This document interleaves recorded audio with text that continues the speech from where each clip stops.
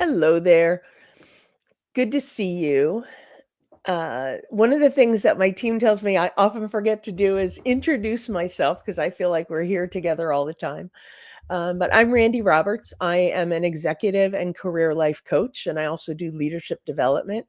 And I am all about helping you find as much fulfillment as you can in your job as you're achieving your goals. And all the things that we talk about here are aligned with that, including our topic for today, which is around leading in turbulent times.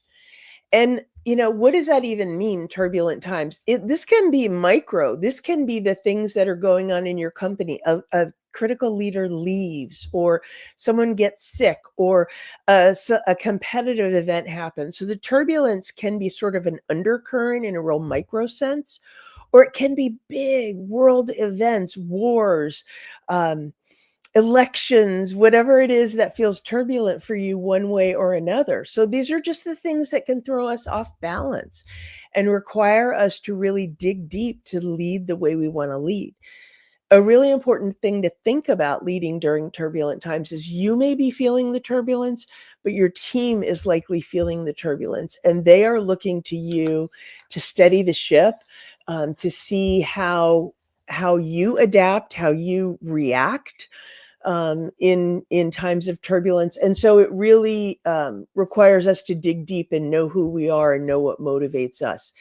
And the one thing I'll say as we dive into this, because I do have certainly some tips and some things to keep in mind, but one of the things I would say to keep in mind is have some grace with yourself, because sometimes we don't know how these things are going to impact us, throw us off balance until they happen. And we're human. It's okay. Whatever happens is okay. Sometimes we just need to acknowledge it, reset ourselves, and go forward. But really, I think when times are tough, it requires a lot of resilience and adaptability. And you have that, or you wouldn't be in the leadership role you're in. It's just sometimes we feel closer to that than others. And thinking about, what does it mean to be a leader? It's, you can't lead if people aren't following. And all of these things we're going to talk about today really make you the leader that people want to follow and build your followership, if you will, that helps you where you are, or you take it with you when you go. So let's talk about some of the ways that we can steady that ship and lead during those turbulent times. One of the things to keep in mind is to prioritize communication, being really clear, communicating frequently, even if you don't have a lot of news, but just letting people know what's on your mind. Sometimes it's almost narrating the situation. You may feel empty. You may feel like you don't have anything more to tell them. And just showing up and talking to them, it could be dropping by the coffee room in a situation where people are still together in an office or a virtual setting. And it could be I don't have a whole lot of news. I just wanted to be with all of you and see what's on your mind. And, I feel like it's really important for me to do that now. Like narrating that situation, even in the absence of concrete data, can really help, because people will know you're there for them. That communication, that touch point is really important. If people are feeling a gap of information, they will fill in the gap for themselves. And it's often not in a generous or productive direction. A lot of times it diminishes the situation or the people they're dealing with. If they have fears, those fears come out to fill that gap. So anything you could do to clearly communicate, what you've got or what your intention is, can be really, really helpful. It's leadership by example. That's one of the things I would talk about, is communication. Another thing that's really important to keep in mind is you can have focus on the vision and the purpose. You can take the step up. If your folks are feeling stressed, it's harder for them to get altitude. You can bring that for them. You can really reinforce the mission, the vision of what you're doing. Your people who are mission aligned, who need to know that their work makes a difference, will gravitate towards that in a moment. That right there can help pick them up and give them something that they feel that they can control. They may have lost sight of that. So that's something that really tangible and important that you can do. They'll know why they're there. They'll know why they make a difference. Empowering decision making at all levels is a really important thing that leaders can do here. When things are going crazy and you really need to be resilient, you may not be present everywhere that you may want to be. You may feel like the chain of command, however that exists in your organization, is a little toppled right now. But really, by empowering decision making at all levels, things can move more quickly. Your team can get back on track. Getting into action is one of the best ways for people to find their footing again. And if they know that they're empowered to make decisions and move forward, they can do that more quickly rather than looking to someone else to make a decision for them or tell them what to do. That's usually not why you have these smart, capable people on your team, to wait and be told what to do. So remember that now.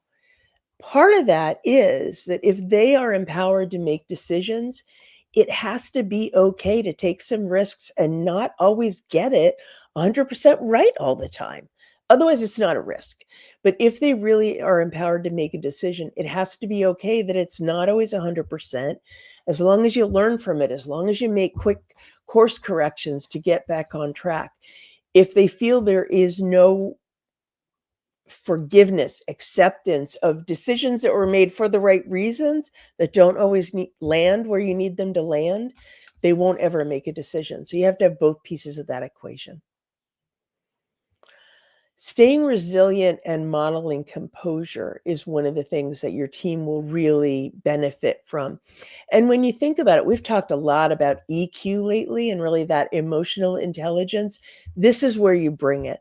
This is where you um, suffer the bumps and find your footing again, where you don't lose sight of that North Star, that reason that you all are doing what you're doing, and really staying calm in the face of whatever's going on. And sometimes it's challenging because you don't always feel it. But actually, I mean, I have found myself in this situation a number of times leading a big team. Things are, something really unexpected happens and you're feeling a bit off balance. Sometimes some people say the fake it till you make it, the finding your composure and even putting it on to a greater degree than you feel it can help you live into it a little bit more. And your team will feel calmer for seeing you calm. They definitely will. They're gonna look to you for guidance a bit, and, one of the most important ways you lead is by example. So, just calm the ship, steady the waters a little bit, and just that confidence that even if it's acknowledging, "Wow, things feel really scary right now, but we are gonna be okay, we always are, and here's how we're gonna do it."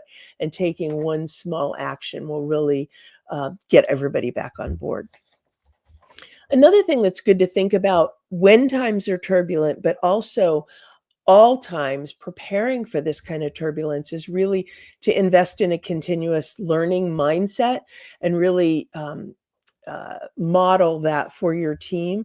Because what that does is enables them to learn from challenges, learn from mistakes, really make sure that you're not wasting a crisis, if you will. If something bad happens, you gotta go through it, but what you can choose is how you go through it, and you can choose to learn something from the opportunity and make it, have it, uh, pay it forward in a way, have it really have some sort of benefit. I mean, that's your only choice. You gotta go through it. You might as well get something out of it, and if your team knows that that's what your perspective is, they will adopt that perspective too. And it can happen pretty quickly. I mean, it's almost like the term that I hear used a lot is a military term, the after action review. And you can almost process it in real time when you're dealing with things. Okay, guys, we're making the best decisions we can here. Let's do XYZ. Let's go. We all on board. Anybody need anything, whatever that looks like in your organization.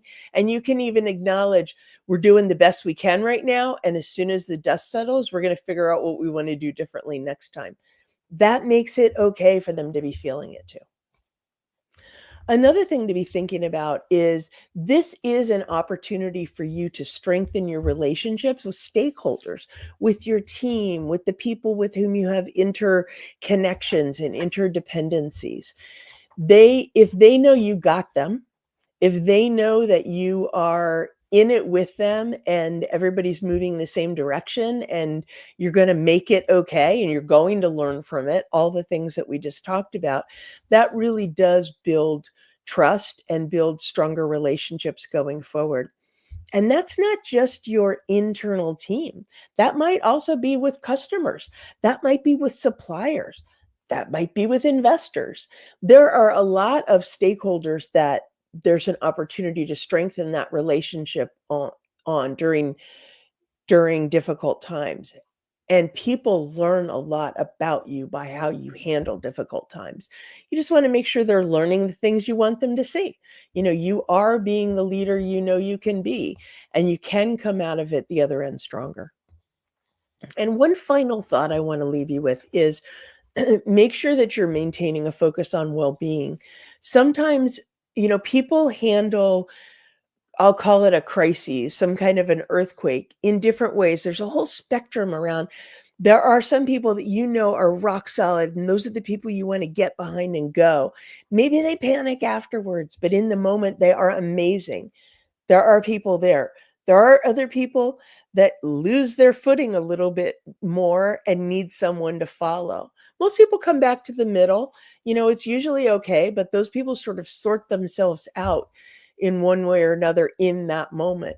But focusing on the well-being of all of those people, the people that get shaken a little bit more may need you more in the moment.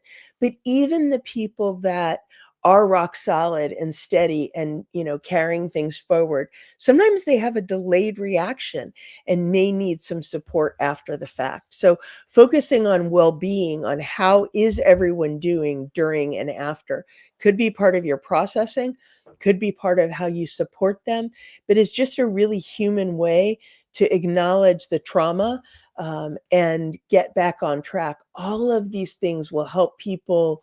They'll build loyalty. They'll build a stronger team for having gone through whatever it is that you're going through. Different people are going to be impacted by it differently. And so it's about reading the room, reading the individuals, dialing up that EQ, and making sure you give people what they need. So, okay, so those are my 7 things for how you can lead during turbulent times. I would love to know what you would add to that list. The list is not complete. It's a great starting point. I would love to know what you would add to it, and if there's any things you don't agree with. If you think I have prioritized some things that maybe to an extent that they didn't need, I'd love to hear from you. So thank you for listening in. This topic felt really important right now, and it's related to questions that I've been getting from folks. And if you want to hear more, I would really appreciate you subscribing to my YouTube channel, Fulfilling Career Happy Life, so that you can get my weekly videos and thoughts, and see when I put new content up. So thanks so much for joining today. I really appreciate your attention.